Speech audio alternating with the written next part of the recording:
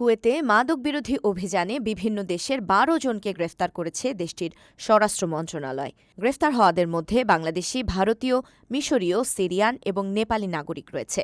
কুয়েতের পুলিশ জানিয়েছে, অভিযানে ৩ জন বাংলাদেশি, ৩ জন ভারতীয়, ২ জন মিশরীয়, ২ জন সিরিয়ান এবং ১ জন নেপালি নাগরিক সহ মোট ১২ জনকে আটক করা হয়। অভিযানের সময় বিপুল পরিমাণ মাদকদ্রব্য জব্দ করা হয়েছে। এর মধ্যে রয়েছে ৩ কেজিরও বেশি বিভিন্ন রাসায়নিক পদার্থ ও গাঁজা, হাশিশ, হেরোইন সহ নানান নেশাজাতীয় মাদকের বড়ি।